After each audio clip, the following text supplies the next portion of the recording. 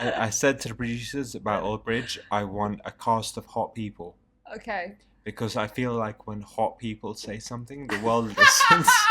You know what I mean? The Ginterviews.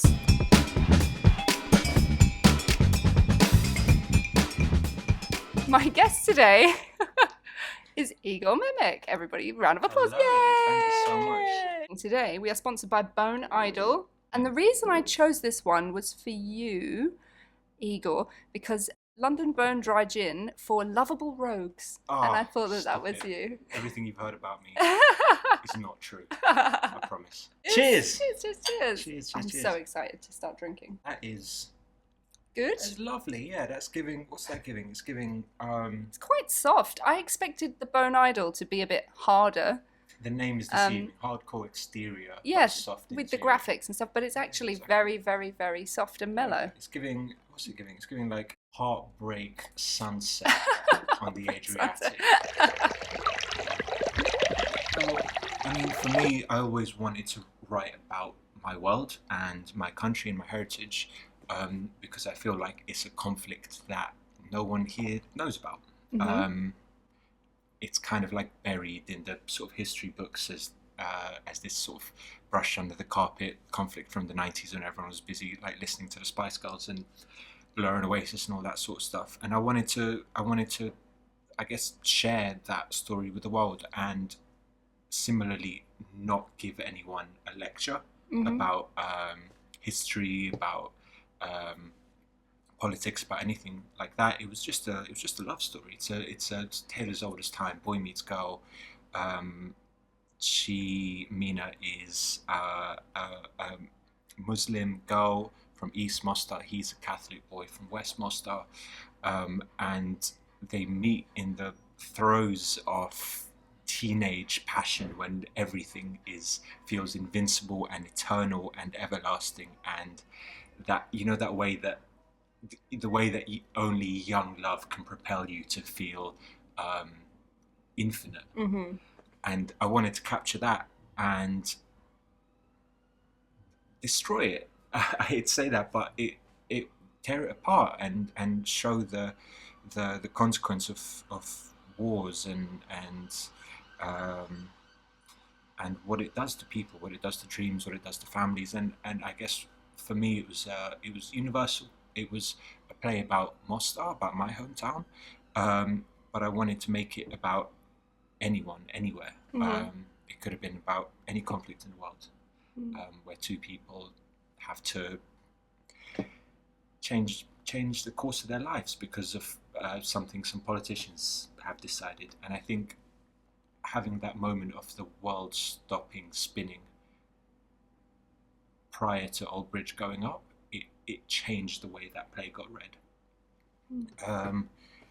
My producers, the guys at Papatango, who are two wonderful, incredible guys, Chris and George, they are adamant this is not the case.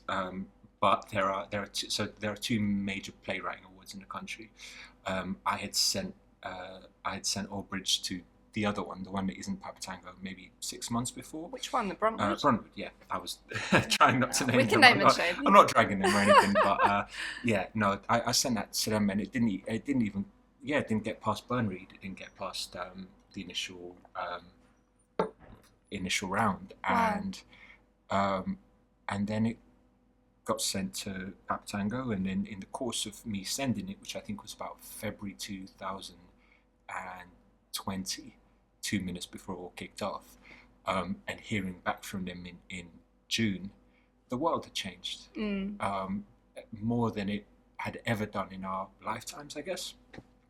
And I think that change influenced the way it was read. They tell me it's not the case, but Well, because the moment where they watched the telly and they move to the sofa with the food, and then the television comes on and they all kind of freeze, and it's something's happening, that they're seeing something, they're seeing that they've gone to war, I presume, because you don't actually clarify, but they're all just a snapshot, sort of frozen by the news that they're seeing. Yeah. That reminded me of, well, I had like loads of thoughts. I had the thought of Boris when he did that announcement, like, you know, we are locked down. That was fucking scary when it was like, terrifying, we yeah. are going into lockdown. Like, what? We had never done that before. And then throughout that, I was also thinking of Ukraine, and I was thinking of Northern Ireland, and I was thinking of these places very close to us that have experienced the exact same feeling of like, holy shit, the whole world, my whole world here is completely different now. Yeah. And I thought that that was really beautifully done. The contrast with that and the very mundane, the very normal.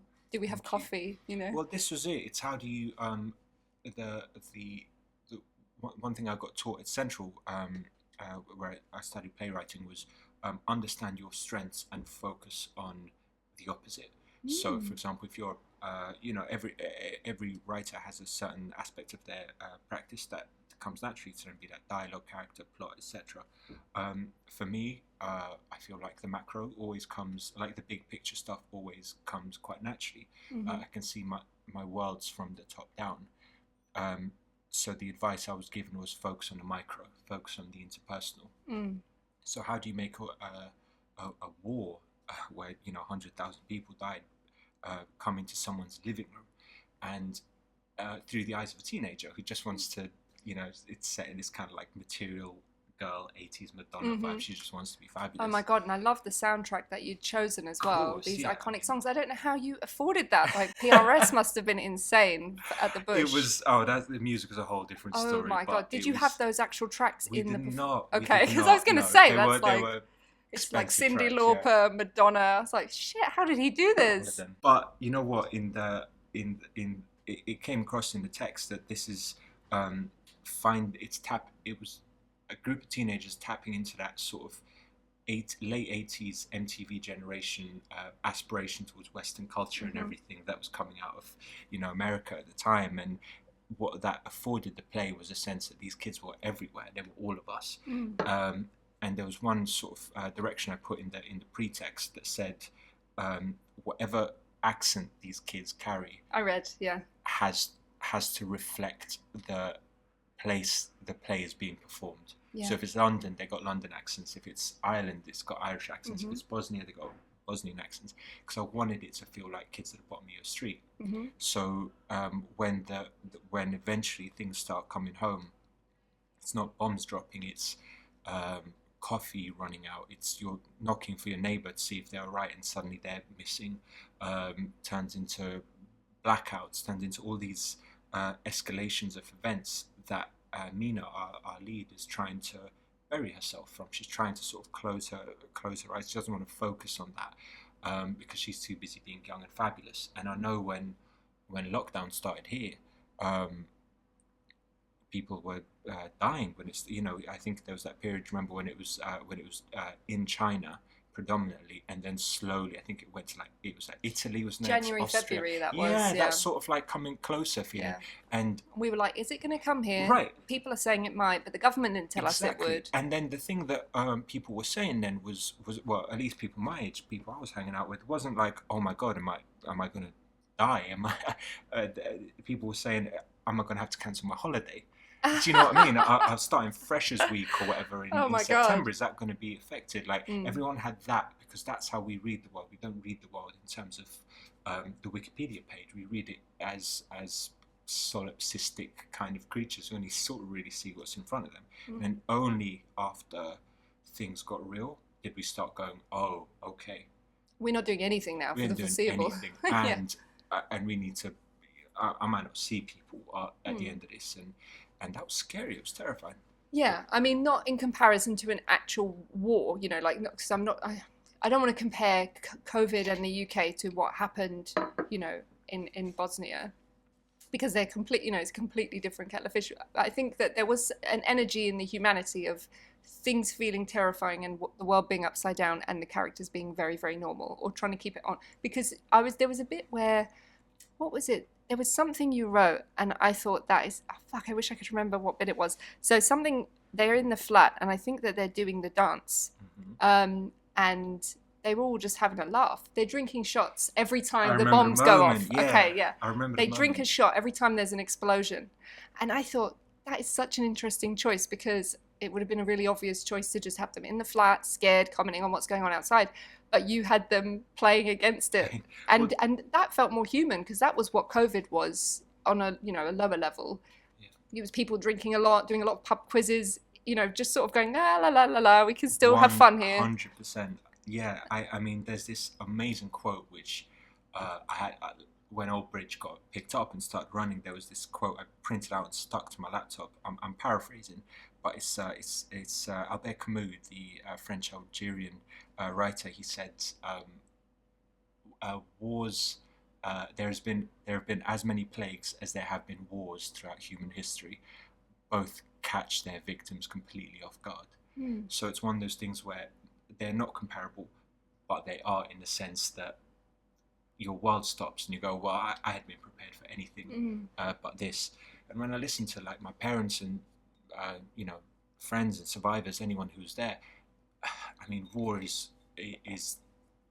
bleak and horrible and devastating, but humanity perseveres. And when I listened to them, they weren't sitting in shelters crying. They were playing cards and music and drinking, and my stepdad always tells me the two most valuable things that were being smuggled into Mostar during the siege was not food, it was cigarettes and alcohol and coffee. Yeah, because people, like, you can go without food. It's the pleasures. It's the short-term pleasure. It's holding on to that element of your humanity. And at the same time, I had to guide my audience very carefully, because we could demarcate our audience almost exactly in half. There was diaspora, there were survivors, and there were the English. Survivors know that humor was golden. If you could make a joke, if you could sort of smuggle anything in like that we were just talking about, it would give you the energy to sort of get through another day. Whereas English people, if I may be so bold as to say, were they needed permission to laugh. So they were scared, like, shit, I can't laugh at this. Exactly. These people are dying. Exactly. Whereas the people who had experienced that were like, this is exactly what it was like. So there was this moment, the part you're referencing, we've had the build up of, there's no coffee, there's no water, there's no electricity, one after the other, and then suddenly the end of part one, pre-interval, ends with a bomb dropping on their house, which brings the war into their world. Audience go get a gin and tonic, sort of talking whatever, and then they come back. You take that moment where you sort of take a big breath in and you go, okay, cool, let's just prepare ourselves for this sort of like torture porn second part where we're just going to watch their lives being torn apart. And you have to subvert expectation. You have to, because if an audience knows what to expect, you as a playwright, as a technician, have done your job wrong.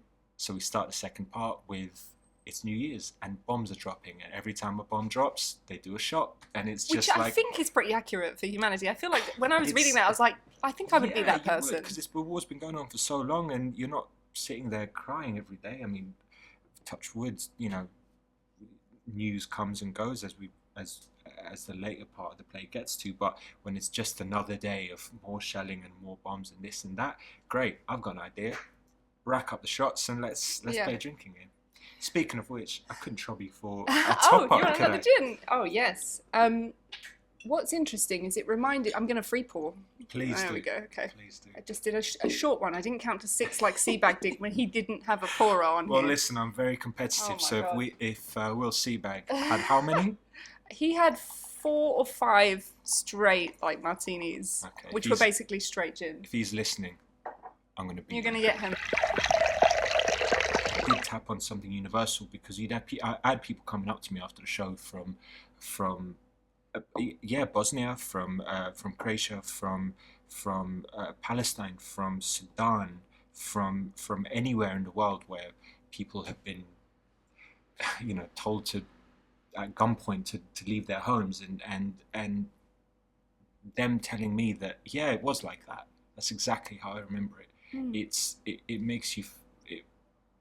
It made me feel that as someone who only absorbed the horrors of that particular conflict secondhand, but at the same time wanting to do justice to all victims of persecution as much as I could speak for them, it felt like I'd hit something right, and that was very vindicating, because I was so terrified about stepping on toes in this play that weren't mine to step on, if that makes sense. But it kind of is because you dedicate the play to your mum and your grandmother. So I know that you moved there away from there when you were 2. Yeah. So you didn't live through the events that you're writing about, but they definitely, impacted people that you love and Of course. are part of your heritage. It would be different if it was like me writing that play. No, I hear that. But I hear what you're saying, that you still felt a responsibility to not get it wrong, I guess. 100%, and I felt if I was being unkind to myself, and this was a thought process I had to wrestle with for a while. I felt like a war profiteer. If I'm being deadly honest, I felt that I had taken all these stories that I sat through and listened to, and right, let me put it on paper and send that paper off to make money with, or whatever, or whatever version of that I was going through at the time. It feels like you are kind of what's the word when you take something that isn't yours and profit off it? It's exploiting. Precisely that, and my recollection of the war was not dodging bullets, and I'm very grateful for that, of course. My recollection was watching my mum and my auntie and whoever else watching the news at 2 a.m, getting the phone calls, having to live through all of that from 3,000 miles away, and then waiting until I was old enough for them to tell me what was going on, and then threading all those stories together. I always said Old Bridge it is not a true story, but it's based on 1,000 true stories, because every single thing in that play is real. It is true. It has happened, and I had to give myself permission to share that story, and at the same time as well, there are elements of the story which I didn't, like I said, needed permission to tell. For example, all the jokes about Islam, about like Muslim culture and all this sort of stuff. My family's Muslim, and at the same time, if you're I don't say criticizing, but almost like making jokes like, oh yeah, Muslims don't drink, but I've been to one of your weddings and everyone leaves pissed, and all that sort of stuff. Eating food that is not allowed. Exactly. Yeah. Oh, like what was she? They're eating? bad Like, Muslims. The That's bad the point Muslims. Show, yeah. right? What was it? Like eating prosciutto, and it's like, it's haram, but it tastes so halal, and all that sort of stuff. Like anyone who came from that part of the world went, oh, that's exactly how we used to rip into each other. Catholics this, Muslims that, Jewish people that, Orthodox this. Like I always feel that equality is the ultimate. Humor is the ultimate mark of equality. If two people can just like rip onto each other for whatever thing they can rip onto each other for, that means you're equal in each other's eyes. Yeah. Right? Do you know what I mean? Yeah. Like, and you have to be honest about that. There's no one's in the room going like, oh, actually, I didn't like that, but I'm playing. Like, no, true, honest, above board humor. As long as you're not punching down. That's it, right? And then in Bosnia, you had this society in which Muslims, Catholics, Orthodox, and Jews lived side by side, and atheists and communists and all this. It was all interwoven, like how they describe it in a play, like a impossibly tangled Rubik's Cube of religion. Oh, right? yeah. And then they say you can just beat the Rubik's Cube by taking the stickers off. Exactly. Which is true. Which is true. Right? That's how I did it. So because there was absolute religious equality, you could rip into each other, and then you go through a war in which some politicians have decided that our lives are incompatible and that we need to, I'm using air quotes, ethnically cleanse each other's neighborhoods and lives and ghettos and cultures, and separate everything into, this is a Muslim part of town, this is a Catholic part of town. So is that what they try to do? So and you left when you were 2. So what was the experience of leaving? Because if you left in 1992, then wasn't that as the war started? So it was about literally a couple of weeks later. I left in March, I think. End of April it kicked off. Wow.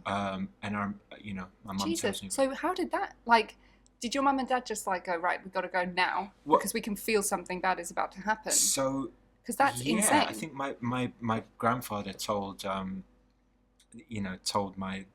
mum, like, right, you need to get out, you need to leave. My auntie and uncle were already in London for non non-historical reasons, nothing to do with the war. They were just here, and he said, "Yeah, I want you to get out."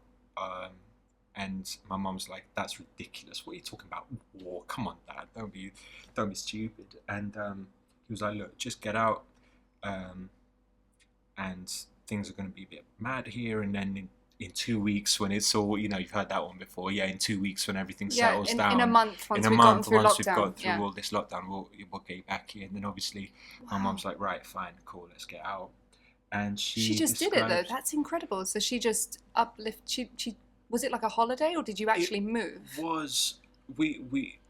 We moved in with my aunt and uncle. The drive from Mostar to Sarajevo to get a plane to Belgrade, to then get a plane from Belgrade to London, was pretty wild. She describes it to me as one of her close friends who was Serbian. Again, going back to the whole thing that all these cultures were like intermixed and stuff. Drove her to the airport, and she said like when she was when they were in the car, you'd look out the window and you'd see all these like preparations, like checkpoints. There's like check hedgehogs. There's like little.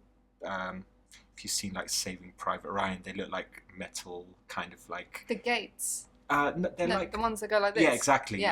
Fingers interlinked. We're interlinking our fingers for anybody listening in the car. Like tank traps, right? And all this sort of stuff, because everyone was like preparing for something that's it might not happen, but like let's be prepared. But if you have that on the streets, that's like we need to go. My mum being a kid at the time, was 24, 25. Oh, so she had you young as well. Yeah, of course, God. Yeah. So she was looking and going, and it went straight over her head. She didn't like, she was like, la la la, going sure. to England for a while. That's if you're like, my mum was, if you meet her, she's a character for sure. But she was the main character in her own story, and she was like, she was into fashion. She was a model. Oh, so that's where the fashion thing comes from her. For sure, yeah. And then if you're in that sort of world, and anything that's not playing to the narrative that you've pre-constructed in your predetermined path, you're kind of just, this doesn't fit in with my plot. It's this discarded, Just ignore that. The military stuff. No, we're just going on holiday to London. Exactly, and then he gets to London, and then 2 weeks turns into 2 months, turns into 2 years. Because the war started. So you get here, and like a month later, the war starts. We ain't going back. Holy shit! Yeah. But do you feel like an immense sense of gratitude and luck that you got out? Yes. And did your mum have family members left behind as well? For sure. Shit. Yeah. It's without doubt, I've always carried a sense of like survivor's guilt with me. Okay. But after, because there's kids out there who didn't make it, and they could have been playwrights too. But because how many people died? Like 120 or something? 100,000. 100,000. Conservative estimate. Yeah. Yeah. Because I looked at the population numbers, and it was like the population was growing, and then maybe it lost about 10,000. But I know he just knocked his glass against the mic. That's this gin is working. What we got? He's getting a bit spicy. But a mark of things to come, for sure. But geez, yeah, like 100,000 people ish. 100,000 people ish. And I guess people also evacuated, like you did. People probably left as well. Yeah. So the internal displacement was huge, as was external displacement. So you've got a situation now where Bosnians, Bosniak Muslims, have a higher population outside of their country than they do inside of it. So there are more Bosnians in the outside of Bosnia than there are inside of it. I get a bit, I don't know what the word is. Yeah, embarrassed when people, like, for example, perfect today on Hinge, someone said, match with someone, chatting away, and someone goes, okay, so like, where are you from? And I feel that that's a pointed question, though. Like, what's that? Why did they ask that? Out of 10 matches, it will happen 9 times. So where are you from? Why are they asking you that? Because I've got a funny name. And I guess the second... Memic. Igor. Oh, Igor. And the second question, okay, this is beyond my control. Igor's not a weird name, though. Igor is a weird name in the sense that it's not Michael or Stephen or John. Yeah. It's enough, it differentiates you enough that people want to make sure that you're, if you're not from here, it's like, are you at least from like a sexy part of Europe?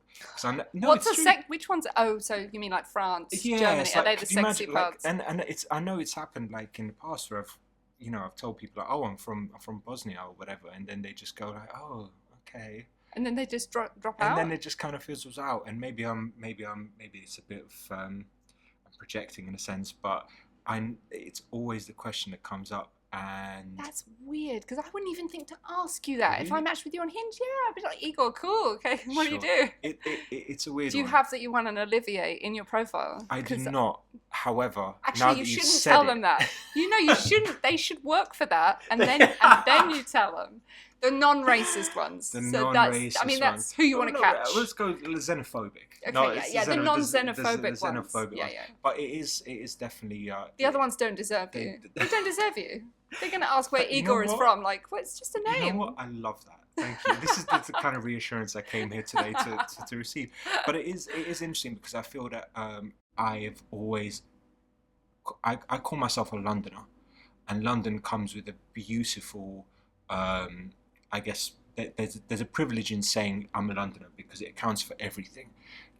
It's easier for me to tell people I'm a Londoner than it is to say I'm a post-Yugoslav Bosnian British playwright or whatever. Do you know what I mean? Or there are just too many hyphens. Whereas I think living in a city like this, yes, it has its problems, but there is such an acceptance of everyone from whatever part of the world you come from. You could say I'm from the moon, and people would be like, "Oh, great, yeah. Do you want another gin and tonic?" Yes. Like, do you know what I mean?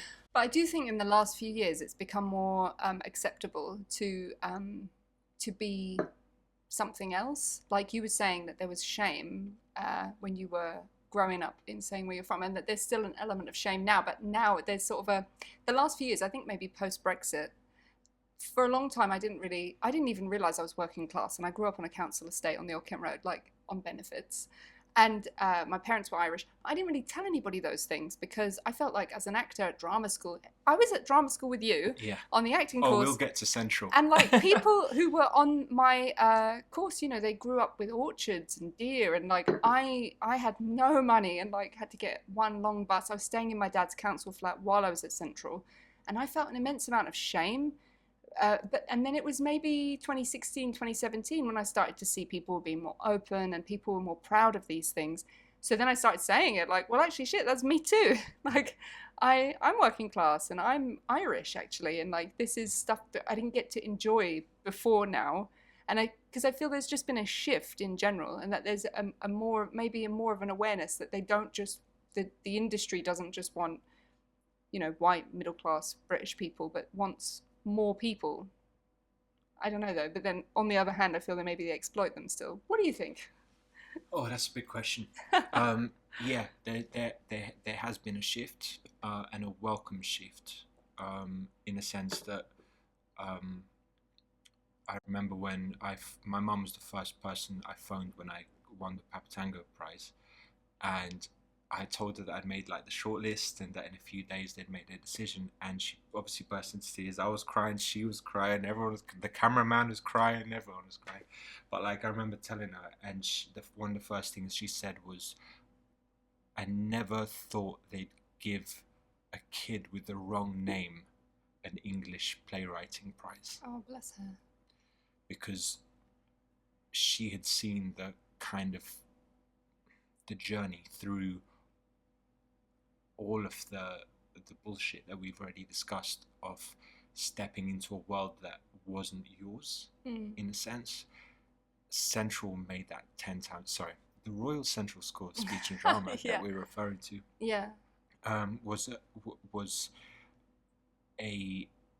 was a difficult place to go to if you were not, as you said, English, comfortable, white, all those things.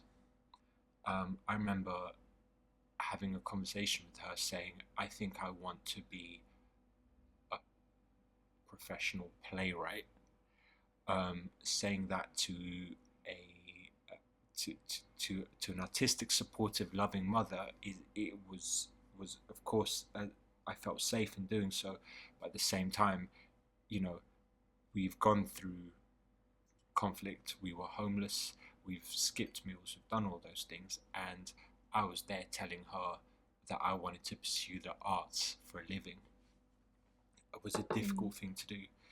We found the means to make that happen through a lot of graft. And the first thing I thought when I got to Central was, wow, this place is not for me. This place is not for me. You walk in and there's a bronze bust of Olivier, of Laurence Olivier, staring down at you. I was, of course, I'm lucky, and I have to acknowledge the privilege of saying I looked like everyone that was there. But aside from that, these were not my people. I relate to that. Yeah. I wish that we'd related. I wish we'd talked more about this while we were at Central, because I feel like we were both maybe cosplaying as like very middle class. And of people. Course, that is something that you Central. can. You've got. You know, I'm really glad you mentioned that, because what I found was having to play the part.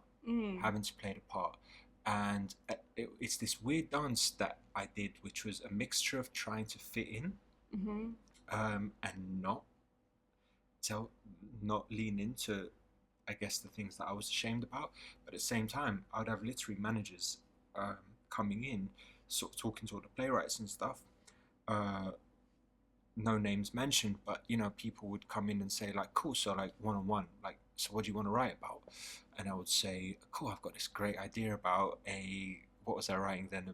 This beautiful love story about a man made of newspaper losing his best friend, his childhood friend, in a tragic accident, and slowly disappearing into as his imagination like hyper magic realism sort of stuff.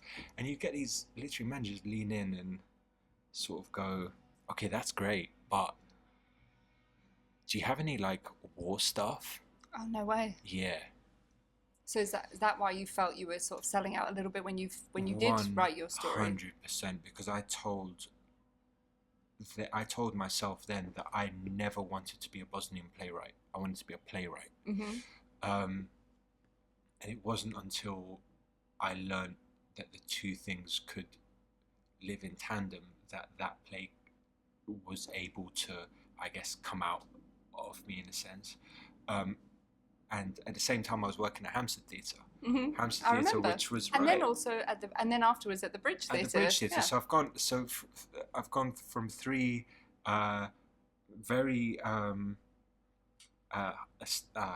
to be polite because all these places have looked after me, but three very established places with a very specific theme. Let's say that. And audience, maybe. Audience, yeah. Right. And I've realised, okay, if I'm going to survive, I need to blend in. And then I changed the way I spoke. I changed the way I made up some shit about how I got to where I was in that moment and all that sort of stuff, because in my mind, a playwright was toasting champagne in coupe glasses at like soirees and all that sort of shit. Which does happen. No, of course it happens. But what we don't get told when you're at Central is that those people are also poor and probably working a second job. For sure.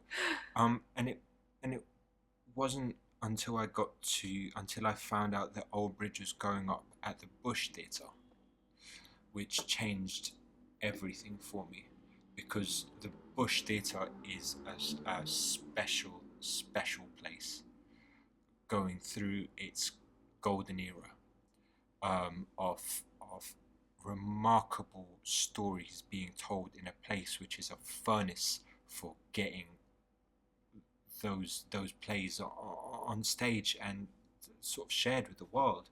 It's not a coincidence that it's 3 Olivier wins in a row for their something their like that. Yeah, something like that.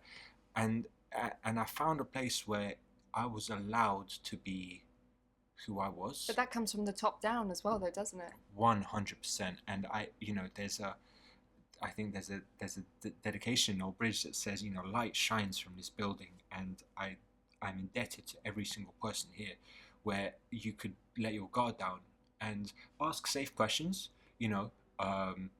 going back to Islam and stuff, saying like, I'm if you saw God, this gin's good. I'm a white guy in poking fun at Islam, right? Do you think it's acceptable for me to poke fun at my heritage in the way that this play does, in order to serve a purpose that this play is trying to sort of pay off towards the end? And they all looked at me and they said, like, is this your story? I said, yeah.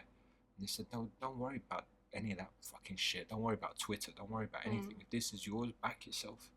And on the good days and on the bad days, that was a place where I could come in and say and be and feel who I was. And I can't sing its praises enough. But yeah, like I said, you've been Central as well. You know exactly what it's like.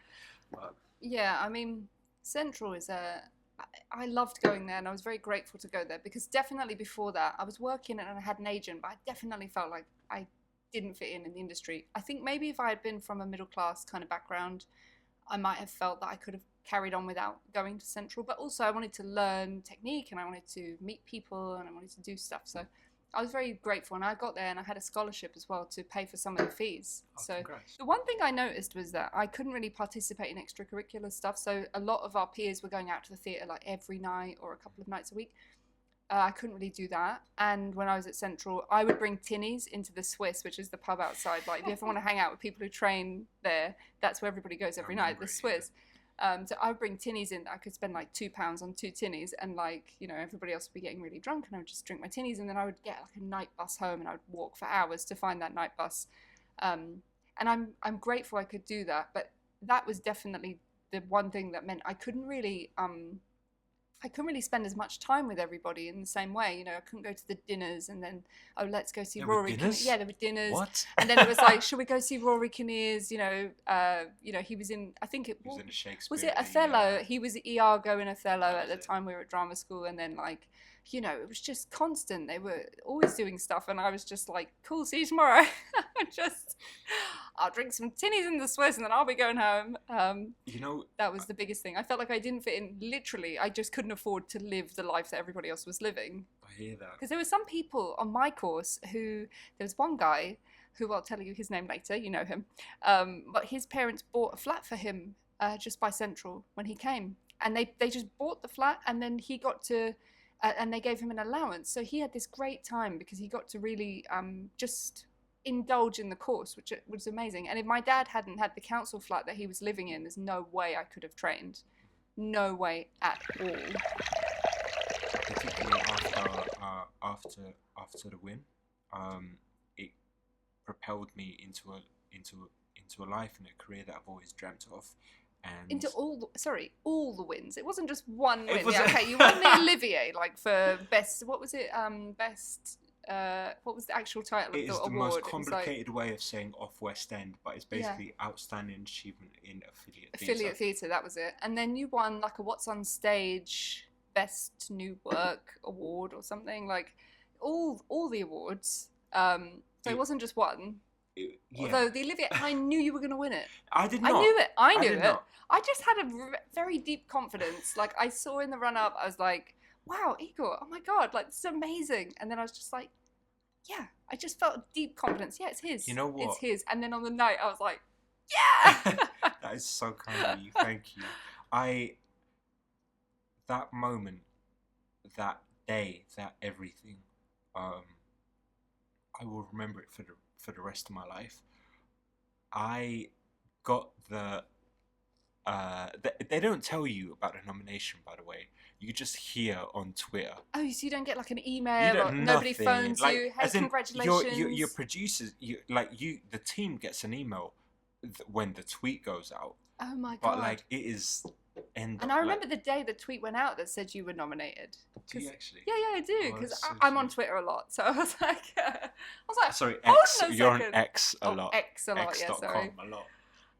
That sounds too porny for me. I'm going to keep saying Twitter because X it just sounds wrong. But I was like, yeah, oh my God. Like, wow, that's amazing. And you know what? I tested positive for COVID for the first time 3 hours before getting the nomination for the Olivier Award, which was So absolutely you were like fucked. fucked up, like, oh, I'm And dying. You're like, there's this oh my God. amazing WhatsApp message from my friend Adam, who's like, "Hey, are you like? I heard you Is tested." that Adam Line? Adam Line, you know, world famous Producer. and wonderful best friend.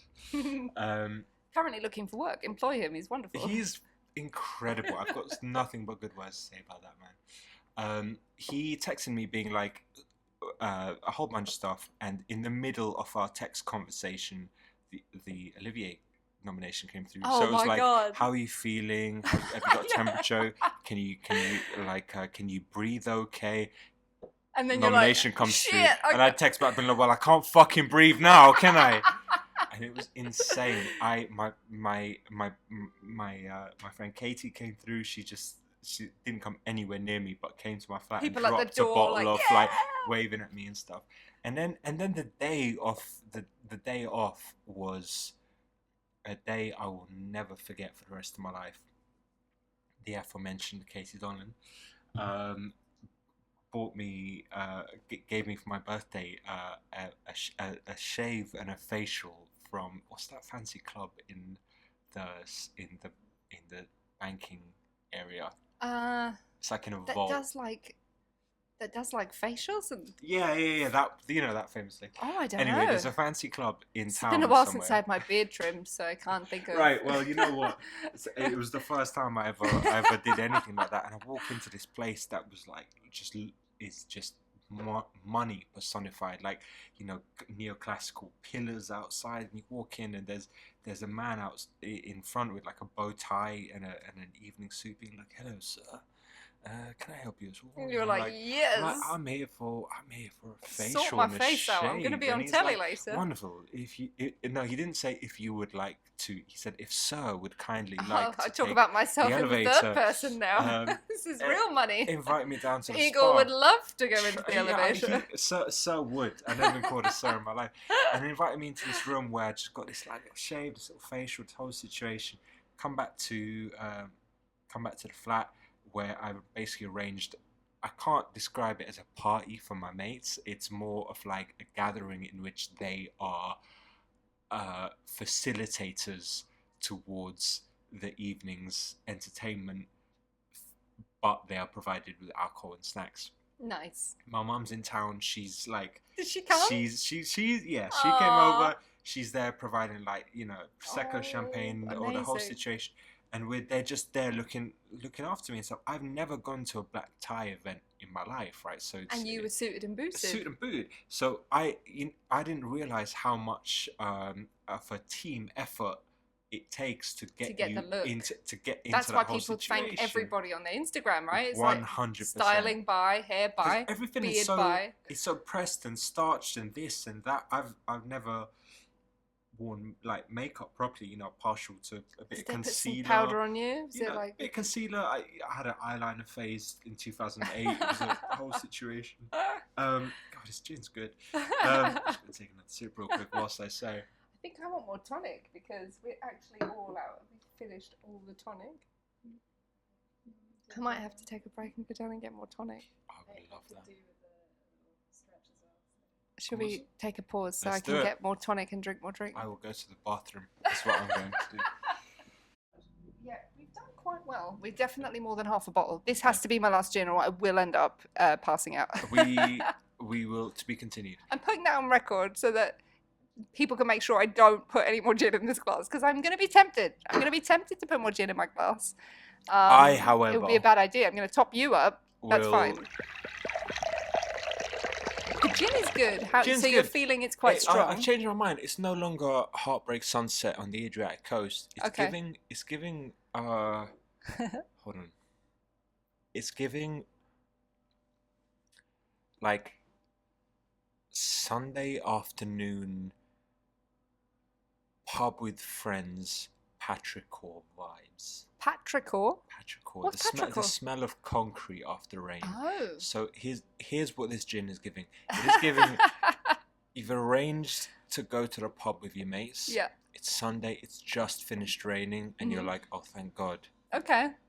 I can't wait to see those guys." And as you're saying this, Simply the Best is playing And behind Simply you. the Best is playing behind you. We're all gonna deal with the Sunday scaries by drinking Bone Idyll. Bone Idyll. By Yeah. Bone Idyll. Bone Idyll, and they're There we brewed in Kingston, and they're really nice Kingston, little Jamaica, distillers. London. Kingston, London. Kingston, No, London. Kingston Got upon Thames. Got it. They have a nice distillery, and they're very sweet people. Love that. Yes. Unlike their gin, which is not sweet. Not sweet at all. It's It's very very dry. Yeah. I want to know what a wet gin is. I've brought this up a few times. What is a wet gin? Where's a wet gin? What- Everybody wants their gin so dry. I want to try a wet one. Can anyone recommend one? For our next podcast session. The wettest gin you've the ever wettest seen. gin you've ever seen. I mean, That I is a feel this wet is gin. quite wet what I'm drinking. I'm confused. So, back to... We were talking about winning the Olivier. Olivier was... Here we are. Okay. So, right. Pressed, starched, Wait. everything. No. We need to. So you get the information via Twitter. What? Yeah. Then you get ready and you're pressed and you starched. get the nomination, Yeah. and then, then you're fast waiting, forward yeah. like a month and whatever. So you're telling everybody. You're saying No, that. no, I'm not telling anyone. Everyone's telling me. Did you get a lot of people you hadn't spoken to for 10 years get in touch? I might have been one of those people. That was when the Papatango win came. Oh, through. okay. And like, actors, you lot are a different breed. I understand that. Are we? Like, it is Tell me. it is hustle. It is dedication. There was no hustle in that. I was just like, well done. No. Yes, yeah. But obviously, it is at a time when a lot of actors are. Oh, you think people are getting in touch because they're looking for work? Oh no, dude, They're like- for sure. They're like, honey, yeah. you're And doing it really was- well. Do you need an actor? It was, you know what? Like, having worked front of house in 10 years, I've always said there's not a single person in the entertainment industry for whom I've not made a cappuccino for. And then, like, suddenly the scales flip, and you're someone who's just been announced on like whatever magazine run it and stuff, saying you've got to play on at a time when a lot of actors were there going like, how the fuck am I going to get through this bullshit around us? And every actor I've ever met has reached out, just being like, hey, Can I be in your work? remember me? I mean, and I don't stuff? mean to join the pub. I do want to be in one of your plays. That's You know what? when I was reading today, I was like, I need to work with Igor. I don't think I ever got to be in one. When we were doing our new writing module together, I didn't get to be in your work. did I was not, in no. Sean's. And when we did the small side hustle weird thing where you invited agents, I was in 2 pieces, but I don't think either of them was yours. No, I worked with an actor who... You've never worked with me? Luke Barton, who was an incredibly talented gentleman, currently in a Sherlock-based play. Okay. Doing a bit of we'll get back to that. But, I was pitching myself, and now we're talking about Luke Barton. well, No, go on. Kerry Fitzpatrick is a very... Fitzpatrick! He got my name wrong. What's your second name? Oh my god, he called me Fitzpatrick. Who's Fitzpatrick? What's your second name? I'm not even going to tell him. I'm not letting him off the hook. Hold on. I love this. This is He's really so embarrassing. drunk he can't remember my last name.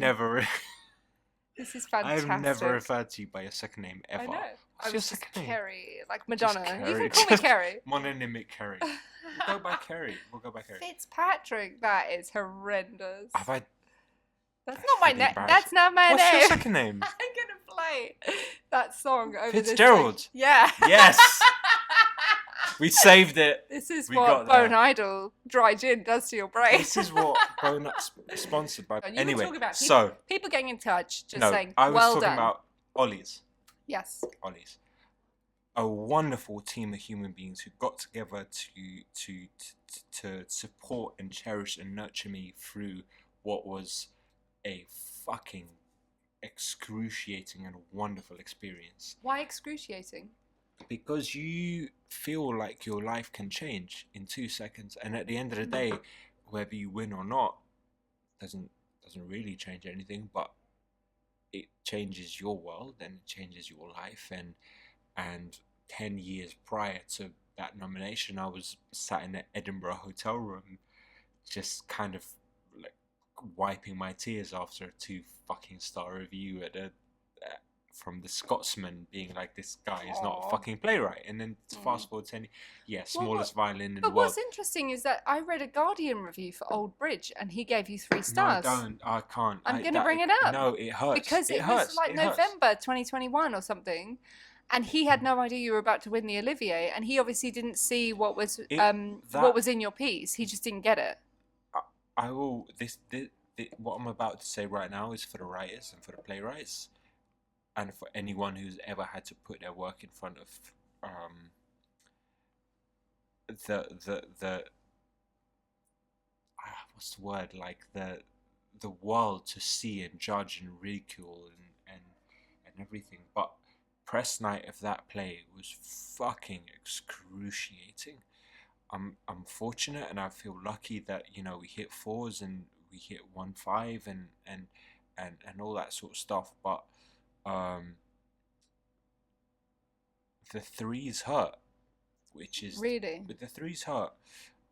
Even though you went on to win awards. Tell you why, because this was your first outing, your first attempt at sharing with the world everything that you've been carrying in you as all the pain, all the everything. This is your expression of your heritage, your world, your life, your loved ones that have made it, and those who haven't, and you put that all on paper and you share it with the world at a time when I feel like I can't speak for the world, but I can speak for London as a place that was hungry for theatre. You know, I was at the Old Vic 2 minutes before Old Bridge, and I met a mate of mine seeing a play, and I got introduced to his friend who I didn't know, and he said, "Oh, this is Igor. He's got a play at a Bush in 2 minutes." And he said, "What one?" And I went, "Oh, it's called Old Bridge." And he looked at me and he said, "Old Bridge? Oh, is that the one with more than 2 people in it?"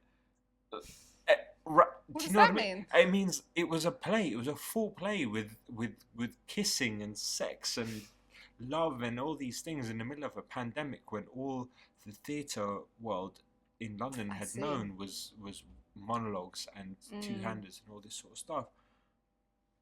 And I presented everything I had and everything I'd been writing and putting together for 5 years into this play, and you know, people came back and they said,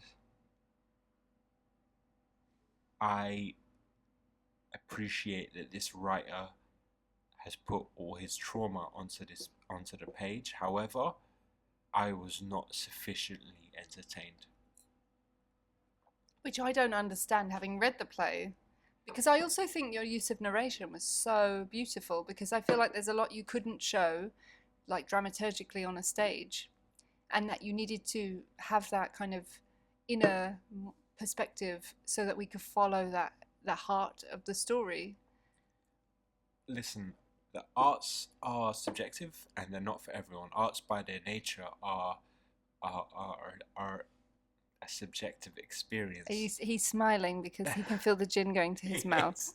We had a short break 2 minutes ago. The gin is attacking him suddenly, quite ferociously. What's the score? 6-4? Yeah. Something like that. Something like that. The arts are subjective. They're not for everyone. They are by their nature going to divide a crowd between people that for whom the play spoke for and for whom the play did not. That's what I was gonna. But it sounds like the reviews really, they do count towards what you're feeling, and like how do you disconnect from your art and what people perceive of your art? You don't. I think there's deep down within every writer an element of themselves which says, which is craving for validation, I guess.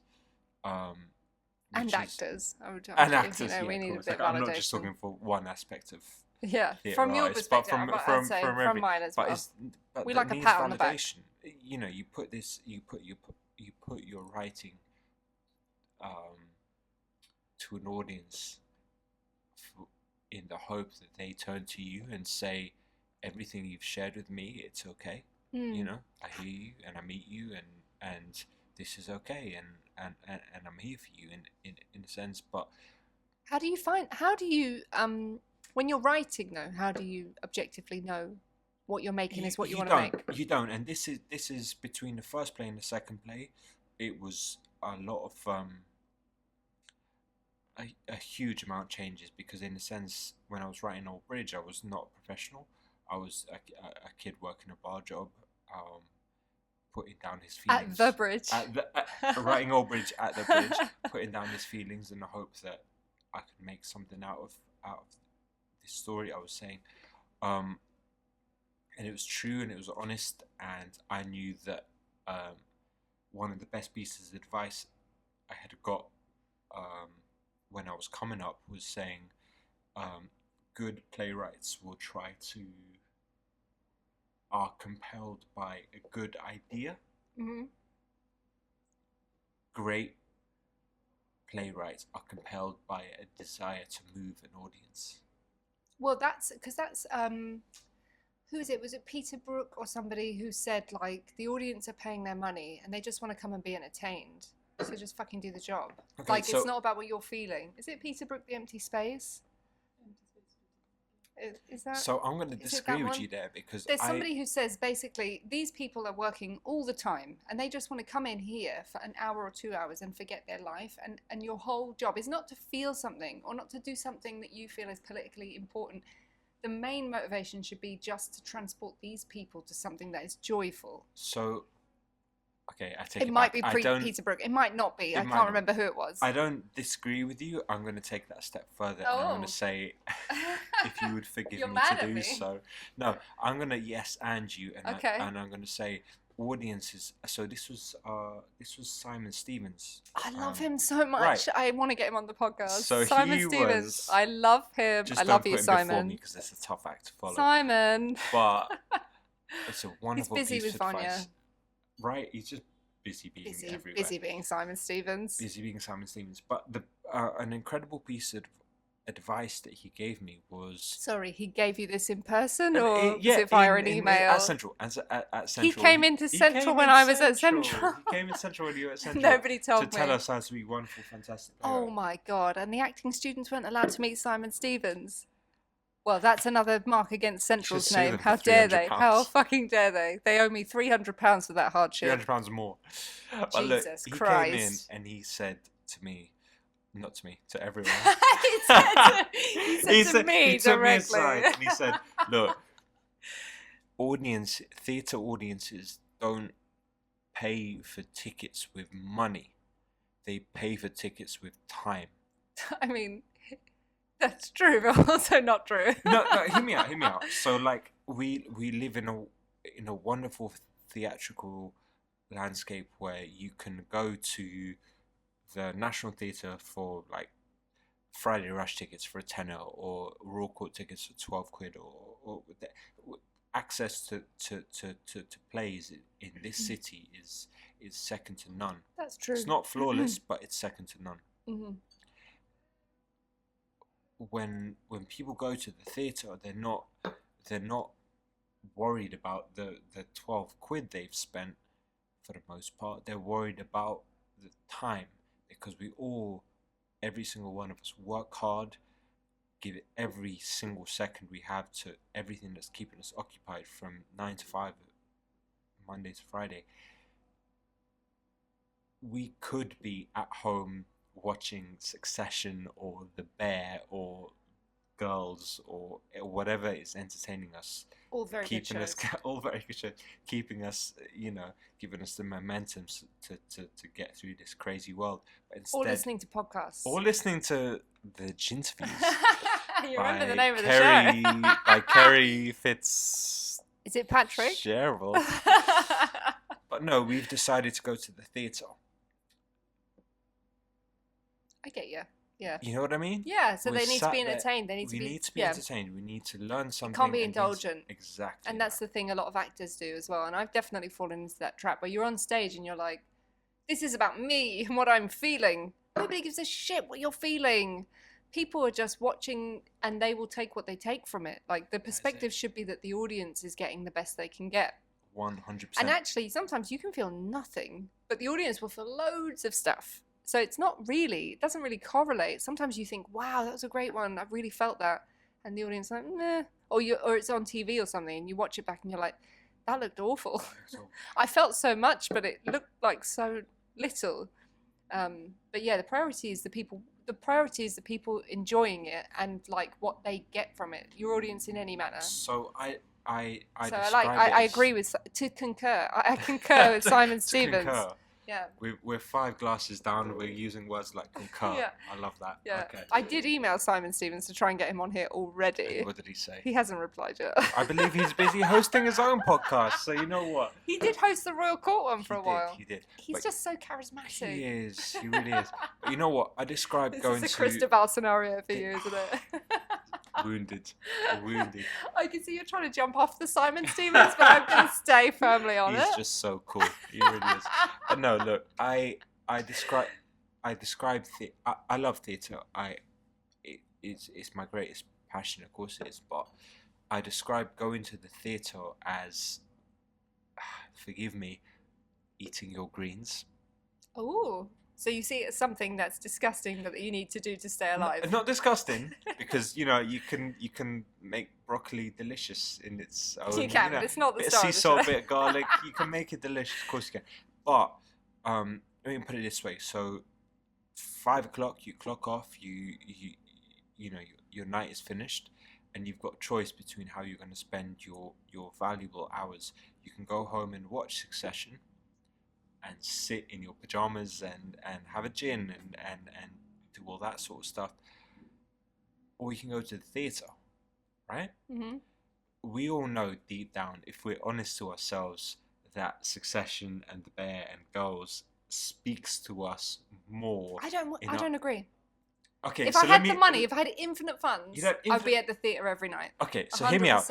Going to the 100%. theatre is wonderful, but it is addiction. Okay, so when I go to the theatre, I know that 1 out of 10 times that I go and see a play, it will fill me with that buzz, that dopamine, that joy of seeing a great play. It's hit Whereas miss. 9 out of 10 times, I'm just there going like, okay, I saw a play and I've learned something. Do you know what I mean? And as a playwright, and it hasn't been as the play itself or the actors it hasn't been as kind of. It's been good. You've learned something. For the people who are listening, I shook my fist. I don't know what that means, but it just like precisely. In that, sometimes people are just indulgent, like we are right now on this podcast. Listen, we're here sitting gin, sipping. We're not sitting gin. We're sipping gin. We're sitting gin. Speaking of, I couldn't trouble you. Is that your Native American name, Sitting Gin? And on that note, could I invite you to bring the score to 5-6? I think you're well over Sebag. Like we've gone way over half a bottle of gin. But here we are. I'm pouring again. William Sebag-Montefiore. Yeah, you know his full name. You know his full name when you're drunk. If you are listening, this guy. I'm going to beat you. I don't think he's listening, to be fair. He's felt a disturbance in the force. I know that man loves Star Wars. There we go. That's the end of that. Kerry, it's been an absolute pleasure. Should we do a cheers? Yay! Thanks. Bye. The Ginterviews.